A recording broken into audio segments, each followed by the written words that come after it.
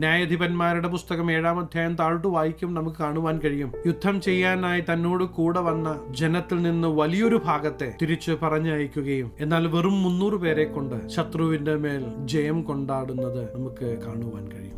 ഇവിടെ ദൈവശബ്ദം കേട്ട് അനുസരിക്കാൻ തയ്യാറാകുന്ന ചില വ്യക്തി ജീവിതങ്ങളിലൂടെ ദൈവപ്രവൃത്തി വെളിപ്പെടുത്തുവാൻ ദൈവം തയ്യാറാകുന്ന പല സാഹചര്യങ്ങളും നമുക്ക് കാണുവാൻ കഴിയും. ഇതുപോലെ ദൈവത്തിൽ ആശ്രയിച്ച് ദൈവശബ്ദത്തിന് കീഴ്പ്പെട്ട് ദൈവശബ്ദത്തിന് മുമ്പാകെ അനുസരണയോടെ ഏൽപ്പിച്ചു കൊടുക്കുന്ന വ്യക്തി ജീവിതങ്ങളിലൂടെ അസാധാരണമായ ദൈവപ്രവൃത്തികൾ ദൈവം ചെയ്തെടുക്കുന്നത് പലയിടങ്ങളിലും നമുക്ക് കാണുവാൻ കഴിയും. ദൈവം നമ്മെക്കുറിച്ച് ഇതാണ് ആഗ്രഹിക്കുന്നത്. എന്നെ കൊണ്ട് പറ്റുകയില്ല, എനിക്ക് കഴിവില്ല, എന്നെ സഹായിപ്പാൻ ആരുമില്ല എന്നെല്ലാം പറഞ്ഞ് നിലവിളിച്ച് ഇരിക്കുന്നതിന് പകരം എന്റെ യേശു എന്നോട് കൂടെയുണ്ട്, എന്നെ ശക്തനാക്കുന്നവൻ മുഖാന്തരം ഞാൻ സകലത്തിനും മതിയായവനാണ് എന്ന് പറഞ്ഞ് ജീവിതയാത്രയിൽ മുന്നോട്ട് ചുവടുകൾ വെക്കുവാൻ തയ്യാറാകുമ്പോൾ അത്ഭുതകരമായ ദൈവപ്രവൃത്തികൾ നിങ്ങളുടെ ജീവിതത്തിൽ വെളിപ്പെടുന്നത് നിങ്ങൾക്ക് അനുഭവിച്ചറിയുവാൻ കഴിയും.